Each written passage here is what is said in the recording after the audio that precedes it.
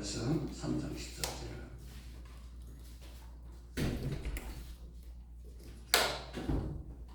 시작. 이는 그리스도 예수 안에서 아브라함의 복이 이방인에게 미치게 하고 또 우리로 하여금 믿음으로 말미암아 성령의 약속을 받게 하려 함이라. 기도하겠습니다. 하나님 아버지, 이 시간 율법과 복음, 아버지, 율법은 봉학선생과 초등학문이다, 이런 말씀을 가지고 증거하기를 원합니다. 성령님 이 자리에 임재하시고 기름 부어주셔서 우리 모두가 생명으로 충만한 시간 되게 하옵소서. 예수 그리스도 이름으로 기도했습니다. 아멘. 우리 하나님께 영광의 목사입니다. 오늘 보면 아브라함의 복이 이렇게 나오죠. 아브라함의 복. 사람들이 아브라함의 복을 굉장히 이렇게 소원하고 있습니다. 근데 아브라함의 복이 그냥 우리 보통 이렇게 말씀하기를 예수 믿는 분들이 예수 믿으면 그냥 아브라함의 복이 그냥 와 있는 거 아니에요? 이렇게 얘기를 합니다. 어떤 들으면 맞는 것 같은데 예수 믿었다고 바로 아브라함의 복이 왔습니까? 연단도 많이 오죠. 그래서 성경을 잘 봐야 돼요. 우리로 하여금 믿음으로 말미암아 성령의 약속. 그러니까 아브라함의 복 니꼬는 뭐다? 성령의 약속이다. 따라합니다. 아브라함의 복은 성령 충만해야 된다. 성령 충만해야 된다. 성령 충만하고 상관없는 아브라함 복은 없다는 거예요. 네. 근데 사람들이 이걸 간과해버려요. 그래서 아브라함의 복이 우리 이방인에게 오려고 하면은 우리가 그리스도 안에 머물러야 된다. 다른 말로 뭐야? 성령의 임재 안에 있어야 된다, 이거예요. 성령 충만함을 누려야 된다. 응? 기름 부음이 꽉 채워 있어야 돼요. 응? 근데 이걸 지식으로 말고 있으면 된 것 같은데 아브라함 복이 안 왔어. 그러려면 어떻게 돼요? 우리가 성령 세례를 받아가지고 날마다 성령의 임재 안에서 머물 때만 아브라함의 축복과 은혜와 모든 것을 누릴 수 있다는 것입니다.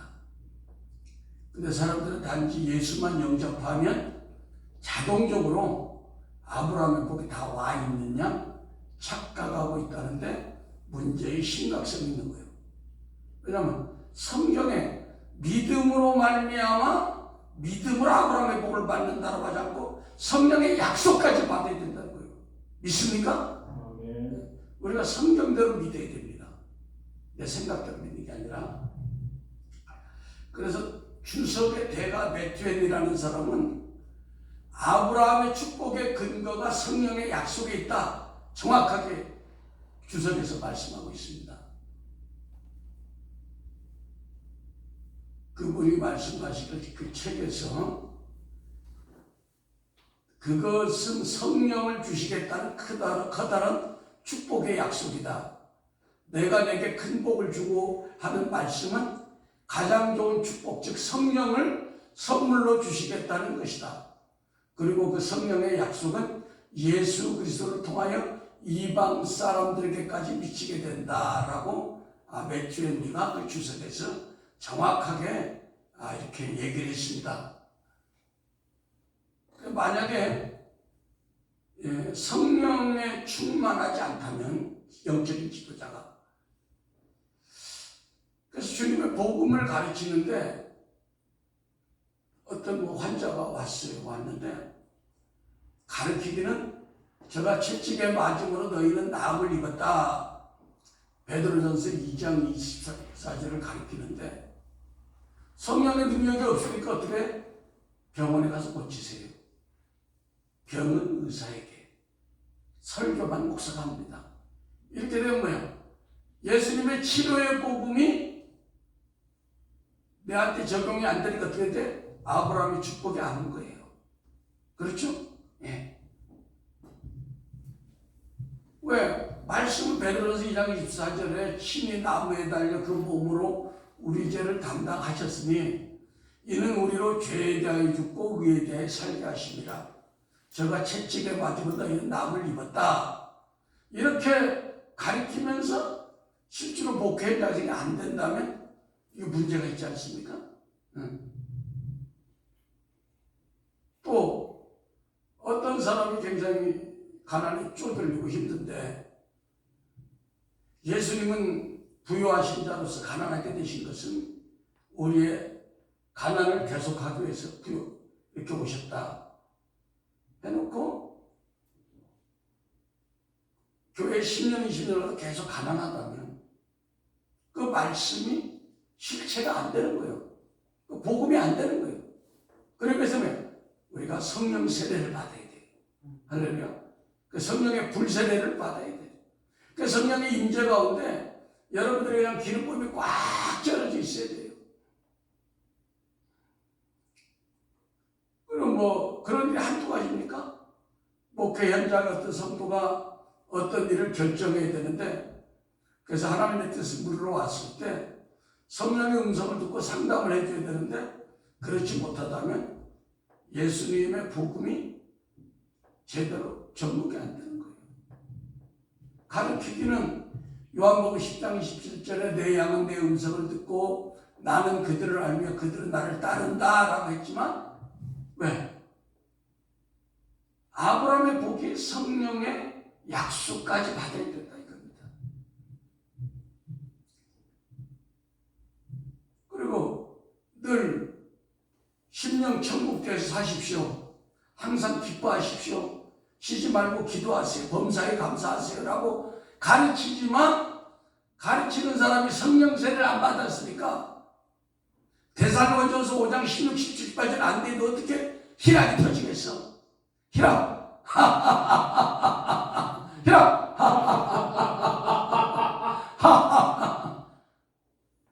웃지 못할 때 어떻게 웃으라하겠어요? 그래서 이 아브라함의 복은 우리가 성령의 약속, 성령 세례를 체험한 후에만 오게 되어 있는 거지 예수 믿었다고 지식적으로 알았다고 아브라함의 복은 오지 않는다고 오늘 갈라디아서 말씀을 하고 있는 겁니다. 그리고 꼭 무슨 치료나 이런 걸 떠나서 우리가 말씀대로 살아야 말씀대로. 말씀대로 못 살아요. 성령 약속을 받지 않아요. 그게 제일 문제예요.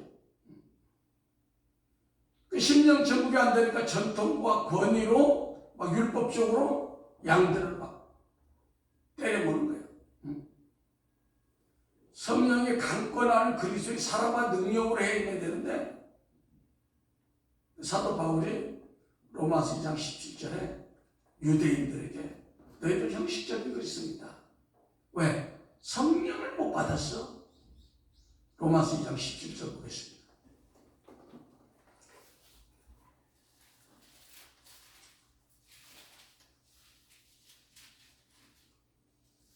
시작. 유대인이라 칭하는 내가 율법을 의지하며 하나님을 자랑하며 율법의 교훈을 받아 하나님의 뜻을 알고 지극히 선한 것을 좋게 여기며 내가 율법에 있는 지식과 진리의 규모를 가진 자로서 소경의 길을 인도하는 자요 어둠에 있는 자의 빛이요 어리석은 자의 훈도요 어린아이의 선생이라고 스스로 믿으니 28절 읽습니다. 시작.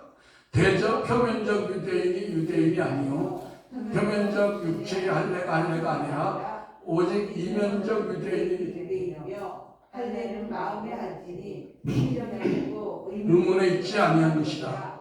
그 칭찬이 사람에서가 아니요 하나님께서니라. 아멘. 그러니까 뭐예요? 우리가 성령 세례를 받지 못하면 우리가 말씀대로 살려고 하지만 살 수 없다는 것을 지금 얘기하고 있는 겁니다. 그래서 누가복음 3장 16절 한번 볼까요? 누가복음 3장 16절.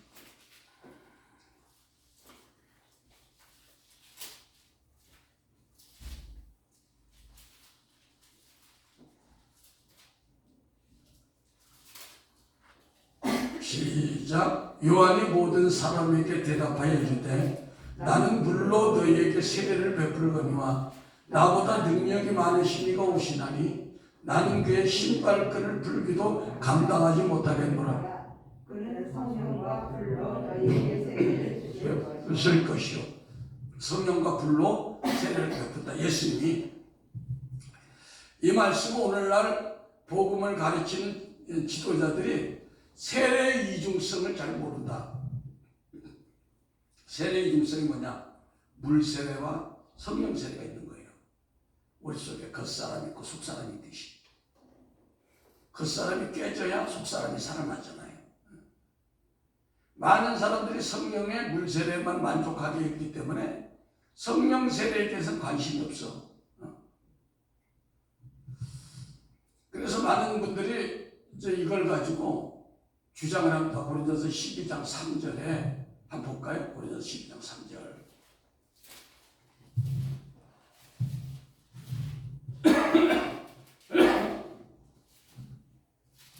고린도서 12장 3절 시작. 그러므로 내가 너희에게 알게 하노니 하나님의 영으로 말하는 자는 누구든지 예수를 저주할 자라 하지 않고 또 성령으로 아니하고는 누구든지 예수를 주시할 수 없느니라. 아멘. 그러니까 우리가 예수 믿을 때 성령으로 예수 믿었다고 그러니까 그걸로 끝난 거지. 무슨 놈의 성령 세례가 필요 있냐? 이렇게 많은 그 목회자들이 얘기를 합니다. 들으면 그럴듯해요. 물론 예수 믿는 그 감동도 성령으로 믿은 거예요. 그러나 이렇게 그 지식적인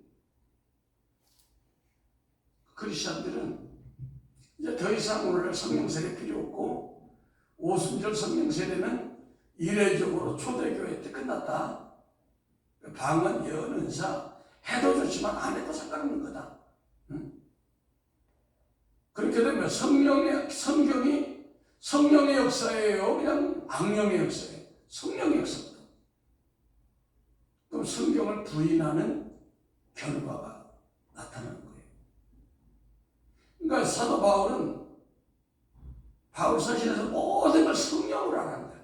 기도도 성령, 봉사도 성령, 응? 예배도, 예수님도 예배를 신령과 진정 성령으로. 이걸 빼면은 기독교는 의미가 없는 거예요. 옛날 구약시대로 돌아가는 거예요. 구약시대도 성신이 있었어. 빌립보서 3장 3절 보겠습니다.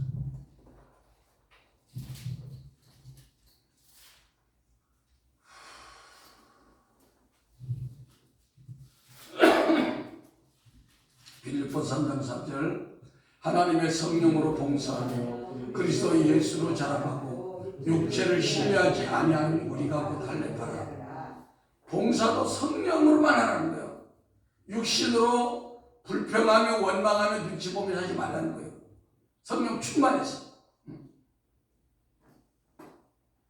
그래서 바울은 절대로 성령으로 우리가 살아야 성령으로 열매를 맺을 수 있다고 갈라디아서 5장 22절에서 29절까지 얘기하고 있습니다. 그 성령의 열매는 성령으로 살 때 맺어지는 거지 우리가 인격적인 수양이나 노력이나 무슨 도덕이나 윤리로 되는 게 아니라고 지금 얘기하는 거예요. 착각하면 안 되는 거예요. 우리가 성경을 고매하게 해서 된다는 게 아니에요. 갈라디아서 5장 22절 한번 보겠습니다.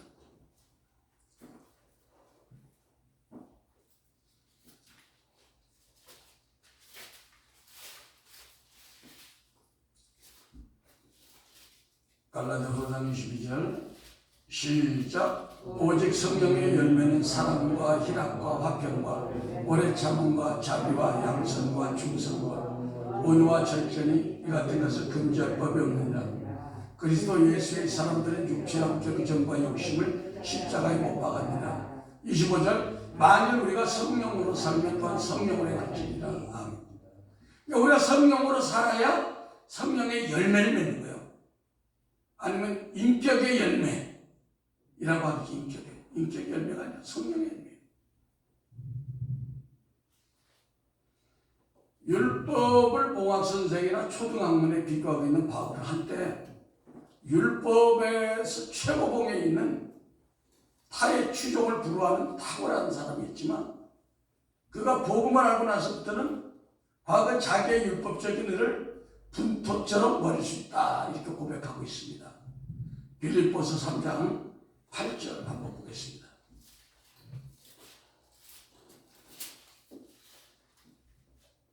빌립보서 3장 8절.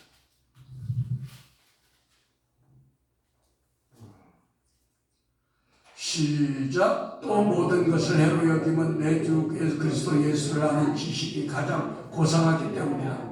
내가 그를 위하여 모든 것을 잃어버리고 배설물로 여기면 그리스도를 얻고 그 안에서 발견대로 하니 내가 가지는 율법에서 난 것이 아니요 오직 그리스도를 믿음으로 말미암은 것이니 곧 믿음으로 하나님께서 나니라. 내가 그리스도와 그 부활의 권능과 그 고난의 참여함을 알려하여 그 죽으심을 본받아 어찌하든지 죽은 자 가운데서 부활에 이르려 하노니 내가 이미 얻었다함도 아니요 온전히 이루었다함도 아니라 오직 내가 그리스도 예수께 잡힌 바 된 그것을 잡으려고 쫓아가느니라. 아멘. 그러니까 바울이 사울 때는 뭐가 없었어요? 성령 충만이 없었어요. 지식은 똑같았어요. 그러니까 바울이 다메섹 도당에서 성령의 불세를 받고 성령으로 충만한 다음에 세상 것을 버렸다는 거예요. 그러니까 성령 세례 받지 않고 충만하지 않은 사람한테 세상 것 버리라면 뺨 맞아. 왜? 그 사람들이 이성이 가득하기 때문에. 그러니까 아직도 여러분들이 성경 말씀 100%안 믿어진다는 것은 성령 충만이 아직도 100이라면 그것까지 도달하지 않은 거예요. 목사님이 말씀을 전할 때 지식으로는 아멘 하지만 또 삶에 딱 부딪히면 노멘이야. 그래 안 그래? 노멘이야 노멘. 왜? 이성이 작동하기 때문에. 근데 사도 바울은 다메섹 조상에서 그 지식도 많은 분이 성령의 불세례를 받고 나서 완전히 바꿔진 거야. 그것이 없이는 우리가 아무리 복음적으로 살려고 해도 안 되는 거예요. 그러니까 복음의 최고의 파트너는 뭐다? 성령님이야. 성령님이 함께 하지 않는 복음은 있을 수가 없어. 알겠습니까?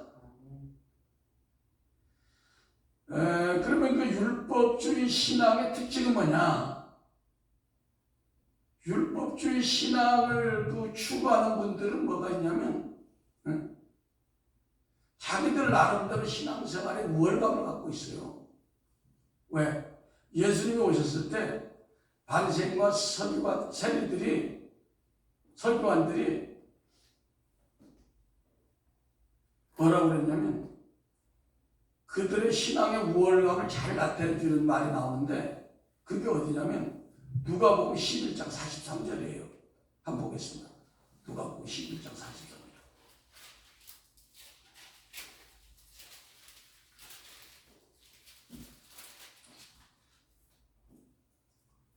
시작. 화 있을진저 너희 바리새인이여 너희가 회당의 높은 자리와 시장에서 문안받는 것을 기뻐하는도다. 또 누가복음 18장 11절 한번 보겠습니다.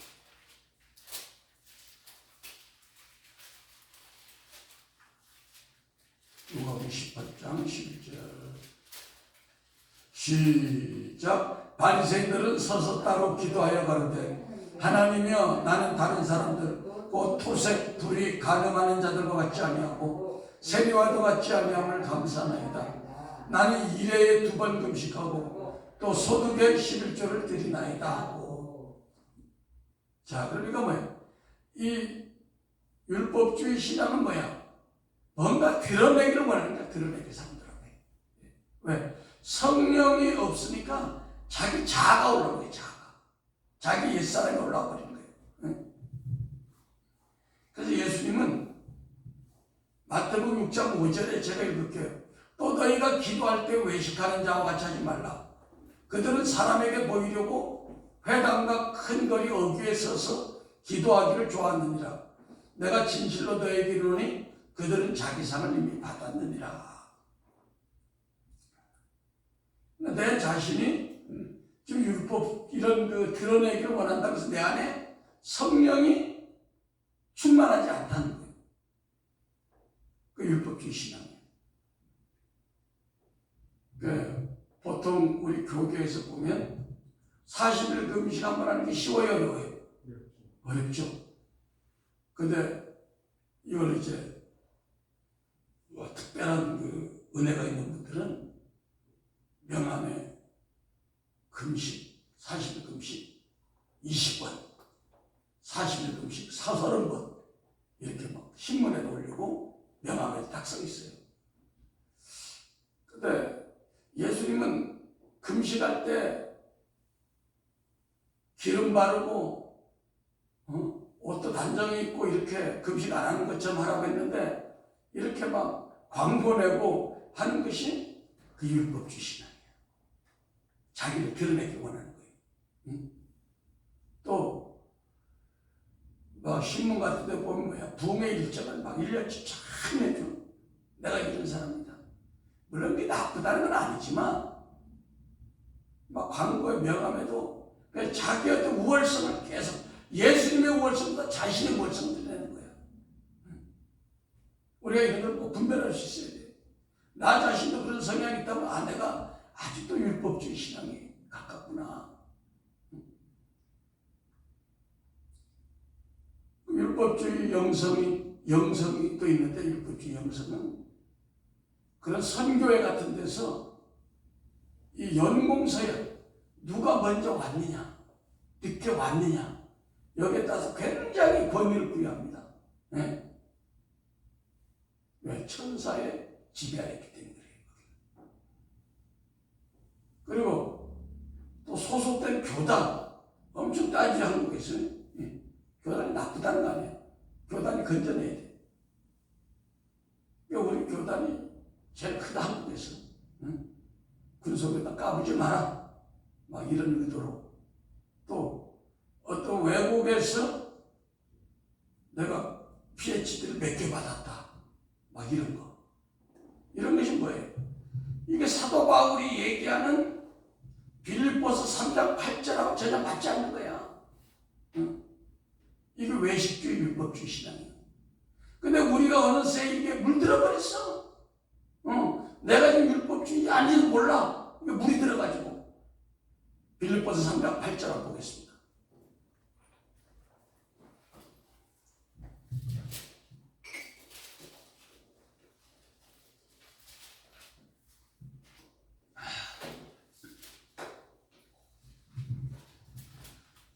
시작. 또한 모든 것을 해로 여김은 내 주 그리스도 예수를 아는 지식이 가장 고상하기 때문이다.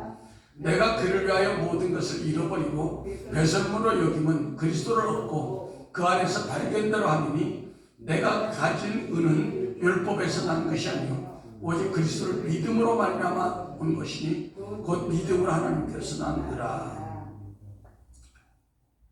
그러니까 사도 바울은 그가 오늘날 말하는 PhD가 몇 개고 최고의 좋은 그 전문 대학원 이런 데를 나오신 분인데도 다 배설물로 여겼다는 거예요. 근데 그가 수련해서 그게 아니라 성령이 그분을 바꿔버린 거예요. 성령 충만함이. 할렐루야. 예. 그 다음에 율법주의 신앙은 뭐냐? 신앙의 전통과 유전을 또 내세우는 거야. 예. 유대인들이 예수님을 막 정죄하고 판단했어요. 손도 안 씻고 말해 밥을 먹어. 우리 장로님들이 대대로 세운 건데 그걸 안 하다니. 말이 안 돼, 예수님이. 막 예수님도 구시죠. 응? 우리 한국은 어때? 한국에도 뭐 이제 한국 교회만의 좋은 전통이 많이 있죠. 그 중에 새벽 기도회는 세계적으로 없는 기도회야. 새벽 기도회. 알겠습니까? 외국에는 수요 예배 이런 게 없어. 알겠습니까? 외국은 수요 예배 이런 게 없대요. 금요 예배. 우리나라도 있는 좋은 제도야. 그러면 이 좋은 건 적극 우리가 개선해야 되지만 우리가 바리새인들은 뭐야? 형식을 굉장히 중요하게 여겨가지고 음식 먹을 때 손 안 씻으면 난리를 쳤어요. 마가복음 7장 3절에서 5절 보겠습니다.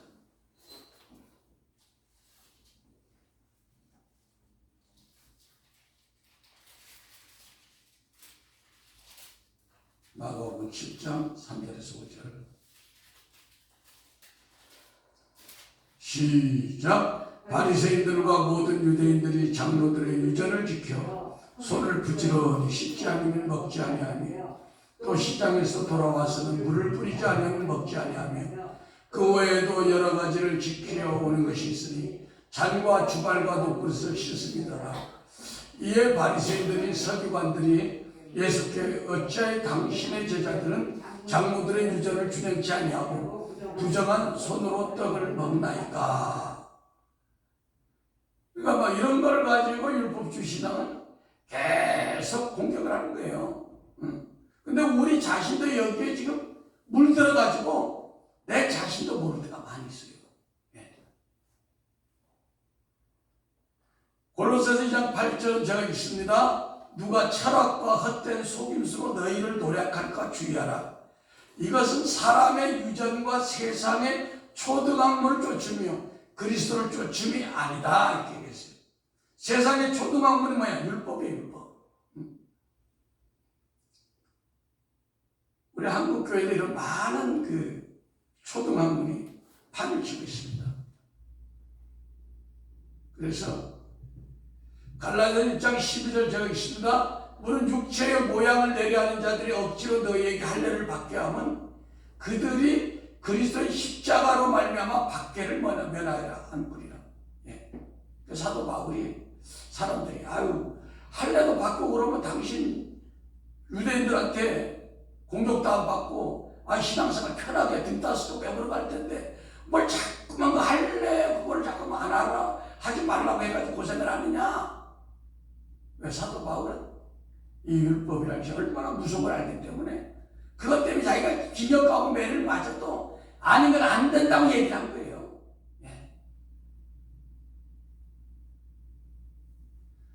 예수님도 유대교의 율법과 전통과 유전을 깨뜨려서 계실 때 누가복음 6장 8절 보겠습니다. 누가복음 6장 6절. 누가복음 6장 6절 보세요.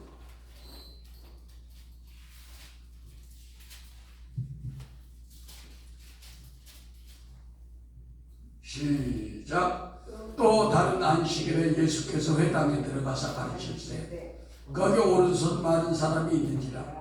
서기관과 바리새인들이 예수를 송사할 빈거를 찾으려 하여 안식일에 병 고치신가 엿보니 예수께서 저희 생각을 아시고 손 많은 사람에게 이르되 일어나 한가운데 서라 하시니 저가 일어나 서거늘 예수께서 저에게 이르시되 내가 너에게 묻노니 안식일에 선을 행하는 것과 악을 행하는 것, 생명을 구하는 것과 멸하는 것 어느 것이 옳으냐 하시며 무리를 돌아보시고 그들에게 이르되 내 손을 내밀라 하시니 저가 그리하며 그 손이 회복된지라. 그러니까 예수님은 뭐야? 안식일에 그거 뭐 율례와 도덕 지키다가 사람 죽는 것보다 율례와 도덕을 하나 못 지키더라도 사람 살리는 게 낫다. 응? 그 율법은 뭐예요? 사람이 죽더라도 법은 지켜야 된다 이거야. 복음은 뭐예요? 법이 무너지더라도 사람을 살리는 쪽으로 가야 된다. 할렐루야. 그러니까 예수님의 율법과 복음이 관이 어때요 여러분? 사람을 살린다면 법을 어길 수도 있는 거예요. 응? 고의가 아니면. 그러나 바리새인들은 뭐야? 사람이 죽든 말든 상관이 없어. 법만 지키면 돼. 형식적인. 그러니까 여러분 율법의 정신과 복음의 정신을 그렇게 이제 알게 되죠 쉽게.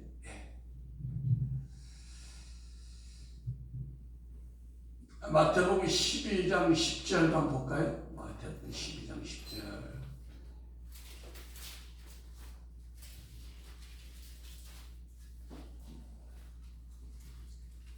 마태복음 12장 10절 시작. 인자는 안식일의 주인이시라 하시니라. 8절 죄송해요. 인자는 안식일의 주인이라 하시니라. 거기를 떠나 저희 회당에 들어가시니 한편 손 마른 사람이 있는지라. 사람들이 예수를 송사하여 물어가는데 안식일에 병 고치는 것이 옳으니까. 그러니까 예수님이 안식일의 주인인데 주인이 주인 마음대로 하는데 무슨 딴소리 아니야? 예수님이 우리 인간을 지었잖아. 우리 주인이야 사실은. 주인이 안식일도 만들었어. 그러니까 그분이 마음대로 하는데 그것도 나쁜 일이 아니라 병을 고쳐줄 때 그게 무슨 문제냐 이거야. 응? 네. 우리가 복음신앙은 뭐야? 항상 살리는 쪽으로, 살리는 언어, 살리는 방법으로 우리 역사해야 되는 거예요. 세 번째는 율법주의 신앙은 능력은 없는데 반해서 지식을 굉장히 중요하게 여기고 형식적인 신앙으로 전락해버린다. 물론 지식이 필요하죠. 근데 지식만 추구하면 안 된다는 거예요. 응? 사도 바울은 얼마나 공부를 많이 했어요. 그러나 내가 지식 있는 사람들을 알아보지 않고 능력이 누구한테 온가 갖겠다 이렇게 했어요. 고린도전서 4장 19절. 고린도전서 4장 19절.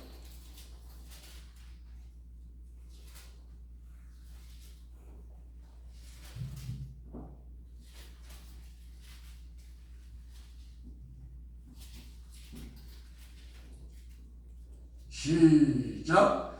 그러나 주께서 허락하시면 내가 너희에게 속히 나가서 교만한 자의 말을 알아볼 것이 아니라 오직 그 능력을 알아보겠으니 하나님 나라는 말에 있지 아니하고 오직 능력에 있습니다. 아멘. 그러니까 그 당시 율법의 제사장들은 제사장이라는 타이틀을 가졌는데 예수님처럼 이런 병을 고치는 능력을 행하지 못했어요. 오늘 한국 교회도 마찬가지죠. 이렇게 병을 고치고 하나님의 임재가 있는 교회들이 많지가 않죠. 네, 많지 않아요. 그러니까 오늘날 때 예수님이 오시면 바울처럼 내가 크든 작든 공부를 마약 목사로 적게 하든 능력이 나타나는 그런 교회를 내가 가겠다. 이렇게 얘기하실 수 있어요. 그렇죠? 그래서 초등학문, 몽학선생으로 표현되는 율법 신앙 안에 있으면 우리도 실제로 성령의 은사를 제한하거나 부인하고 성령의 역사에 부정적으로 우리가 반응할 수 있게 된다는 겁니다. 오늘날 사도행전의 역사를 부인하는 목회자들이 너무 많고 뭐 은사 이런 건 아예 부정을 합니다. 더 중요한 것은 성령의 임재가 없는 예배를 거룩한 경건의 전통의 예배라고 고집을 하는 거야. 어떤 교단에서. 그래서 박수도 못 치고 아멘도 못하고 숨소리도 적게 해서 가만히 있는 것이 경건이라는 거예요. 맞습니까? 네. 근데 예수님이 뭐라고 그랬어요? 요한복음 4장 24절을 보겠습니다.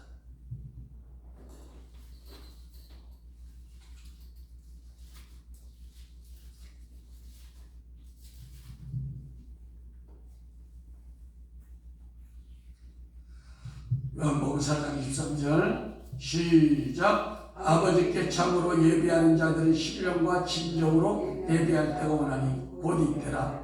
아버지께서 이렇게 자기에게 예배하는 자들을 찾으시니라. 하나님은 영신이 예배하는 자가 신령과 진정으로 예배할지니라. 예.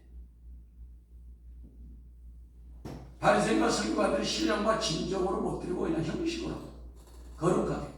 그러니까 예배에 하나님의 임재가 있어야 되는 거예요. 기름붐이 거룩한 기름붐이 있어요. 불이 있어야 되는 거예요. 할렐루야. 예.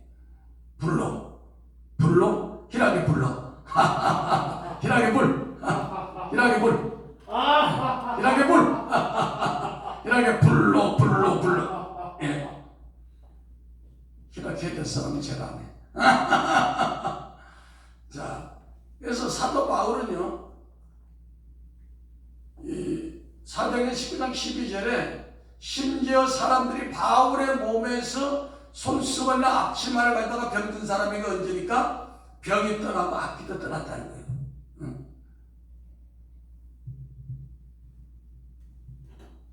사도행전 5장 15절 한번 또 보겠습니다. 사도행전 5장 15절.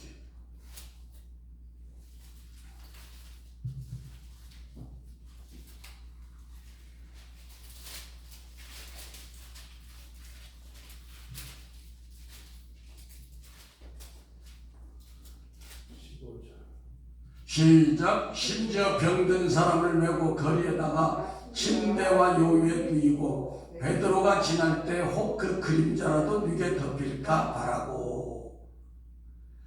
그러니까 베드로가 얼마나 능력이 강했지 그냥 지나가는데 그림자의 병이 나는 거야.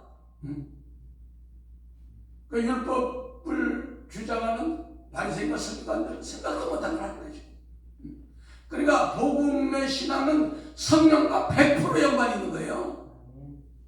근데 복음을 아무리 율법과 복음을 뭐 책을 신학교로 가르친다 할지라도 성령 충만하지 않으면 성령의 역사가 나타나지 않아요. 절대로 안 나타나는 거예요. 절대로 안 나타나는 거예요.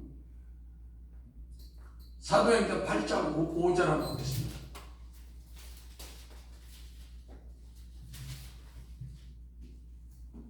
사도행전 8장 5절 시작. 빌립이 사마리아 성에 내려가 그리스도를 백성에게 전파하니 무리가 빌립의 말도 듣고 행하는 표적도 보고 일심으로 그의 말하는 것을 쫓더라. 많은 사람이 붙었던 더러운 귀신들이 크게 소리를 지르고 나가고 또 많은 중풍병자와 안전병이가 나가니 그 성에 큰 기쁨이 있더라. 아멘.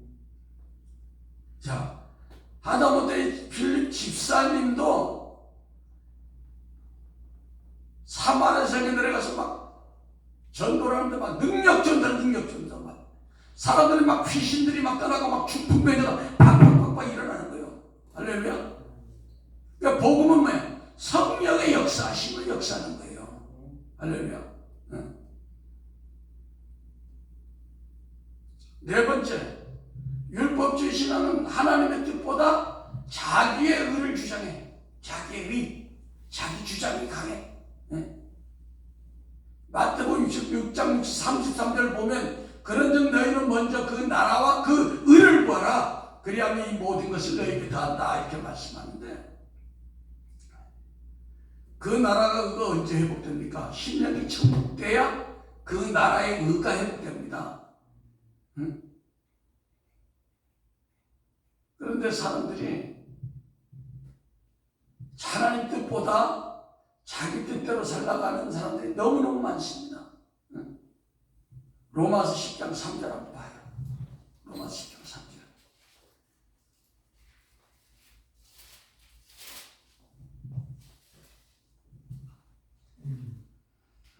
시작. 하나님의 의를 모르고 자기 의를 세우려고 힘써 하나님의 의에 복종하지 아니하였느니라. 하나님 뜻보다 자기 전통, 자기 주장, 자기 고집 이런 걸로 사는 사람들이 율법주의 신앙입니다. 그리고 율법주의 신앙은요, 다른 사람의 조그마한 과실에 대해서 실수해도 굉장히 민감합니다. 그걸 막 받고 들어가요. 이 율법주의 신앙이에요. 왜? 하나님의 사랑이 없어가 아니에요. 어떤 목회자에게 한 80%, 90% 잘하면 봐줘야 되거든. 10%, 20%는. 근데 그 10%, 20% 못된 걸 그것만 바라보고 그것만 보는 거야. 목사님 실수했습니다. 목사님 실수했습니다. 그러면 안 되는 거예요. 자기 교단의 교리나 전통에 맞지 않으면 또 바로 이단으로 정죄해. 요즘 가끔 유튜브를 보면은 한국 교회가 좀 이상하게 돼가고 있어요. 소위 말하는 보수교단 안에서도 상대 목사의 말씨 토 하나 딱 걸어가지고 막 가정 계속 공격하는 거야. 야, 너무 참 마음이 아파요. 지금까지 안 그랬거든 그래도. 근데 이제는 막 죽기 살기로 말 한마디 가가지고 막 물건 늘어지고, 이걸 만약에 불신자들이 보잖아요. 볼 때, 예수 믿는 별거 아니네. 나 저러면 교회 안 가. 목사님끼리 저렇게 싸우는데 내가 무하려고 교회 가겠어. 완전히 전도를 망쳐버리는 거예요. 그냥, 평신도 그렇게 괜찮은데. 이게 뭐다? 이게 율법주의 신앙이야. 안에 그리스도의 사랑이 들어와 있다면 사람의 그 연약함 이런 걸 우리가 그냥 덮을 수 있잖아요. 사랑은 모든 것을 감싸고 덮고 바라고 이렇게 고린도서에 나와 있는데 그 꼴을 못 보는 거야. 그 꼴을 못 보는 거야. 우리가 어떤 사람들의 실수를 봐서 큰 틀에서 크게 벗어나지 않으면 한두 개의 연약한 것으로 통과돼야 되는 거예요. 그렇죠? 우리 또 부부간에도 그렇고 같은 가까운 사람끼리도 그렇고 그렇잖아요. 근데 98가지 잘했는데 2가지 못했다고 해가지고 막 계속 그러면 파탄이야, 파탄. 이게 사단의 역사예요. 근데 그것도 어떻게 돼? 그것도 성령 안에서만 해결되는 거예요. 사람이 공부해서 그렇게 되는 게 아니에요. 목사들이 공부 많이 안 했겠어요. 뭐 말이 이상하게 지나가지만. 그래서 로마서 14장 17절은 하나님의 나라는 먹는 것과 마시는 것이 아니고 오직 성령 안에서 의와 평강과 희락이다. 여러분에게 의가 있습니까? 주님이 주신 의가 뭐예요? 정죄받지 않아야 돼요. 여러분, 사단으로부터. 여러분은 적어도 예수 그리스도의 보혈의 피가 여러분을 사셨어요. 대가를 주시고. 할렐루야. 그러면 여러분의 의가 여러분의 충만하려면 성령 충만해야 되는 거야. 그렇지 않으면 이렇게 해서 정죄받아요. 마귀한테. 참소받아. 그 여러분이 지금 평강합니까? 평안합니까? 평안해야 사단이 공격을 못하는 거예요. 제일 사단이 약점으로 삼는 게 불안한 거, 불안한 것부터 범죄가 시작되는 거예요. 불안한 것부터 질병이 오는 거예요. 불안한 것부터 가정불화가 오는 거예요. 그래야 마음이 편안하면 전쟁이 없어요. 그 다음에 뭐예요? 희락. 따른다. 희락. 희락.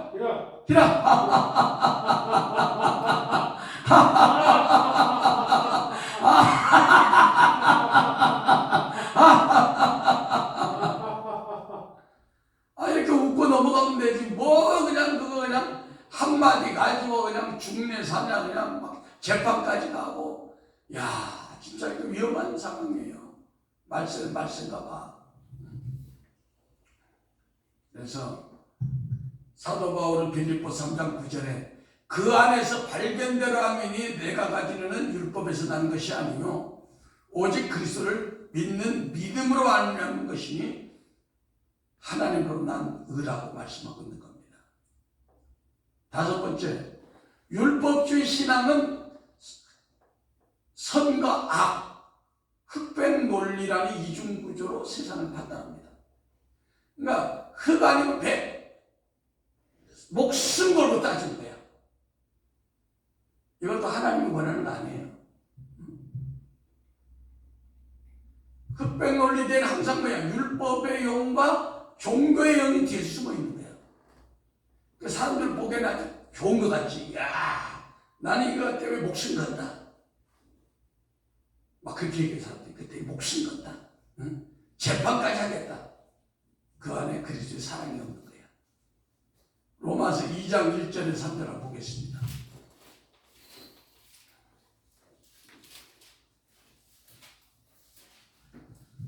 로마서 2장 1절에서 3절까지 시작. 그러므로 남을 판단하는 사람아, 물론 누구든지 내가 핑계치 못할 것은 남을 판단하는 것으로 내가 너를 정죄함이니 판단하는 내가 같은 일을 행함이라. 이런 일을 행하는 자에게 하나님의 판단이 진리대로 되는 줄 우리가 아노라. 이런 일을 행하는 자를 판단하고도 같은 일을 행하는 사람아, 내가 하나님의 판단을 피할 줄로 생각하느냐. 예. 남을 판단하는 사람 스스로 나를 정죄하는 거야. 사실은 내가 묶이는 거예요. 내가 묶이는 거야. 내가 묶임이 되고 내가 속박이 되는 거야. 다른 사람을 판단할 때. 왜 그러냐? 성경의 원리가 그래요. 성경의 원리가. 우리가 시편 109편 17절을 보겠습니다.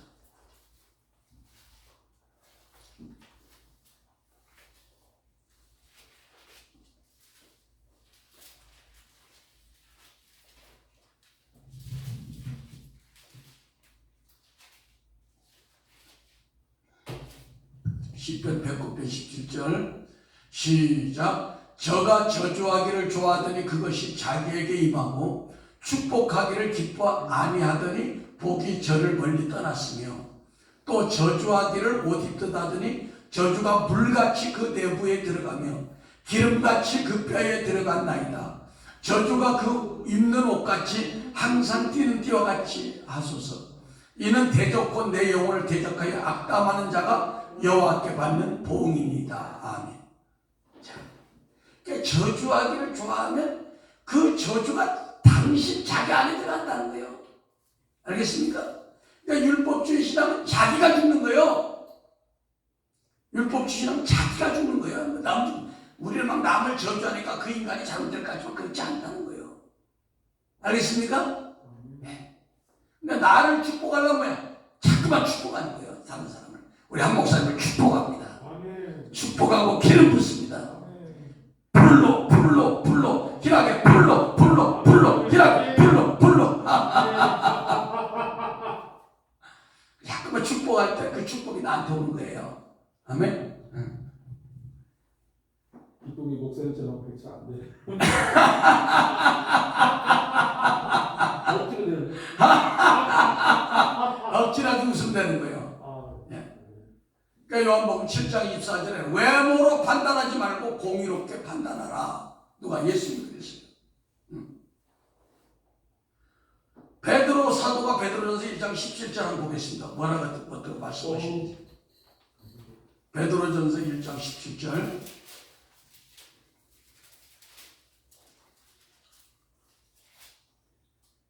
우리 속에 율법주의 신앙이 얼마나 깊게 들어간지 몰라요. 그래서 우리가 그냥 율법주의 신앙은 그냥 먹고 살아. 베드로전서 1장 17절 시작. 외모로 보시지 않고 각 사람의 행위대로 심판하신 이를 너희가 아버지라 부른즉 너희가 나그네로 있을 때를 두려움으로 지내라. 우리가 외모로 우리가 얼마나 사람들을 많이 판단하는지 몰라요. 로마서 2장 11절 이는 하나님께서 외모로 사람을 취하지 않아요. 하나님 우리를 중심을 보시는데 사람들 자꾸만 옷 입은 거, 헤어스타일, 화장한 거, 뭐 이런 거 자꾸 사람을 판단하는 거예요. 그 율법주의 신앙이 우리 안에 그냥 꽉 쩔어가지고 우리가 살지도 몰라. 그렇죠? 이런 말씀을 들으면서 우리가 우리 자신을 한번 점검하는 거예요. 그 다음에 율법주의 신앙의 가장 약점 뭐냐? 가장 약점, 한국교회 약점이 뭐냐? 의문의 문자 말씀. 의문의 문자 말씀. 여기에는 익숙한데 영의 말씀에 대해서는 잘 몰라. 목회자들도.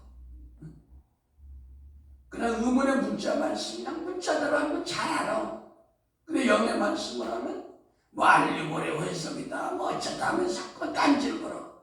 물론 뭐 신천지나 뭐 하나님의 교회 있는 데처럼 엉터리로 하면 안 되지만 생명의 말씀이 안 들어가니까 성도들이 말씀이 시간이 재미가 없어.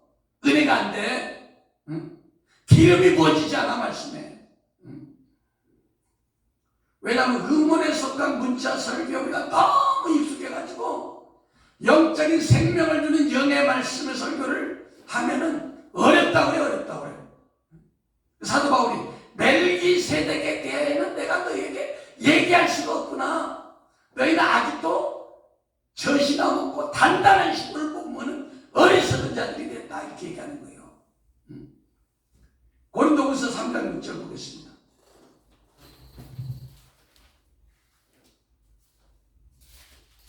고린도후서 3장 6절.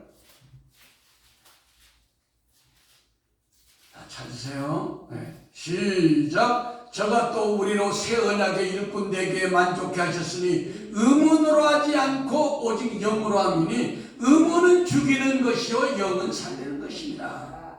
그러니까 문자 말씀대로만 설교하는 것은 영을 죽이는 거라는 거예요. 할렐루야.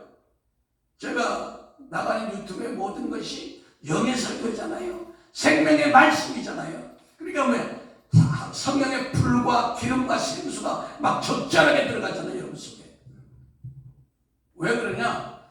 계시록 5장 1절에 보니까 내가 몸의 보좌에 앉으시는 이의 오른손에 책이 있으니 안팎으로 썼고 7인으로 봉하였다. 그러니까 말씀을 책이 종이 한 장에 책이 글씨가 하나밖에 더 있었는데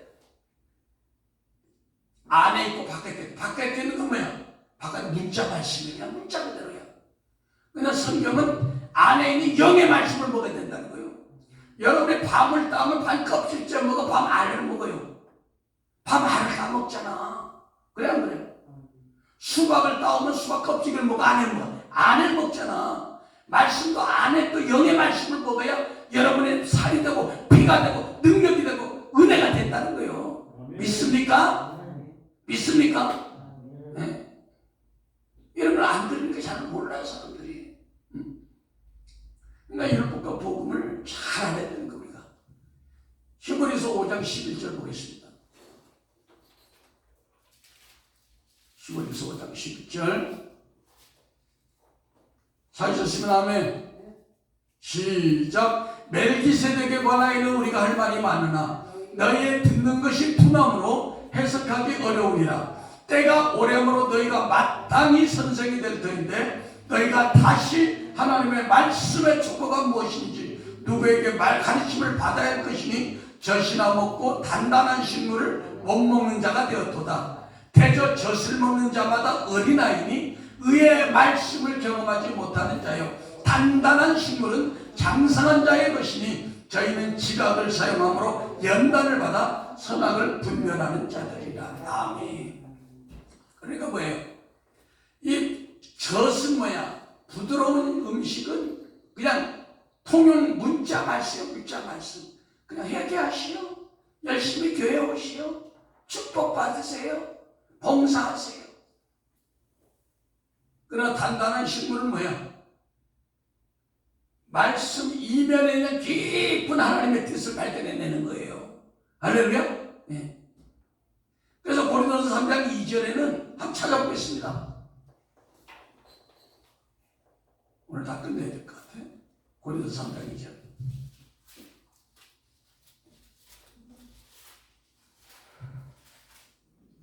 고린도서 3장 2절 찾으시면 아멘. 시작. 내가 너희를 젖으로 먹이고 밥으로 아니하였노니 이는 너희가 감당하지 못하였거니와 지금도 못하리라. 네. 사도 바울이 고린도 교회에게 정말 이 영의 말씀, 단단한 식물을 줘야 되는데 너무 신앙이 어려가지고 저신앙들이 신앙생활 잘하세요. 살살 달래면서 주일 예배 잘 드리시고 싸움하지 마시고 늘 감사하고 뭐 이런 얘기밖에 못한다는 거예요. 다른 얘기를 못 알아들으니까. 못 알아들으니까.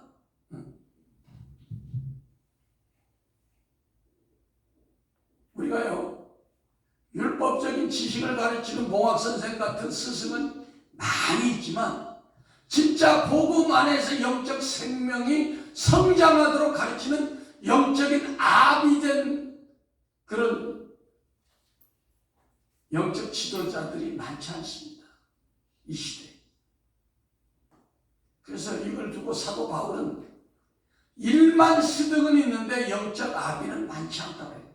영적 아비는 뭐예요? 지식 플러스 하나님 아버지의 사랑과 영적 성숙을 훈련할 수 있는 영적인 능력이 있어야 영적 아비가 되는 거예요. 고린도전서 4장 15절 보겠습니다.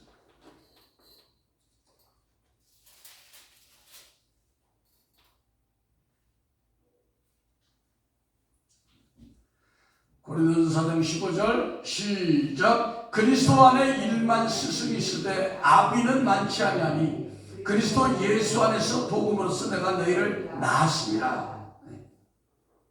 사도 바울은 스승이 아니라 아비 중에 아버지예요. 사도 바울에게 영혼을 사랑하는 뜨거운 아버지의 사랑이 있었습니다. 아멘. 그러니까 스승은 뭐야? 그냥 지식만 전달하는 것이 신학교에서 겉 말씀, 문자 말씀만 전달하는 기계적인 사람이야. 그러나 아비는 왜 영적인 아비는 하나님 아버지의 사랑이 있어야 돼. 플러스 성령으로 충만해서 사도 바울처럼 영적으로 어떤 그 사람들을 이렇게 리더해 나가면서 양육하면서 치료하면서 회복시킬 수 있는 그 능력이 있는 사람을 영적인 아비다 이렇게 얘기하는 거예요. 근데 이 시대도 영적인 아비는 많지 않습니다. 할렐루야. 그래서 사도 바울은 자기가 영적 아비로서 여자들이 아기를 낳을 때 그 쇠사나는 고통 같은 고통을 계속 나오면서 신앙생활을 해가는 거예요. 그게 갈라디아 4장 19절. 자, 이거 보고 마치겠습니다. 갈라디아 4장 19절 20절.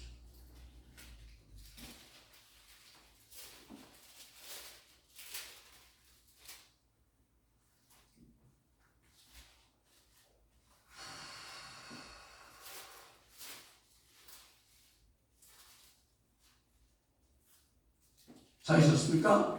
시작. 나의 자녀들아 너희 속에 그리스도의 형상이 이루기까지 다시 너를 위하여 해산하는 수고를 하노니 내가 이제라도 너희와 함께 있어 내 인성을 변하게 하려 하면 너희를 대하여 의심이 있습니다. 아멘. 자, 사도 바울이 내가 너희들을 낳기 위해서 여자들이 해산하는 고통으로 너희들을 위해서 수고했는데 악한 영을 쫓아내기 하면 그 영 때문에 이삭이 잠도 못 자고 저도 그런 고통이 있는데 그런 걸 모르고 어느 정도 자기 마음에 안 맞는다고 교회를 나가고 그러면 마음이 엄청 아파요. 괴로워요. 그 사도 바울은 몸도 연약한 데다가 매도 맞아가면서 감옥 가면서 얼마나 많은 고통을 겪었습니까? 그런데 이들이 다시 율법주의 신앙으로 돌아간다는 게 너무 안타깝다는 거예요. 저도 여기 오신 분들 보면은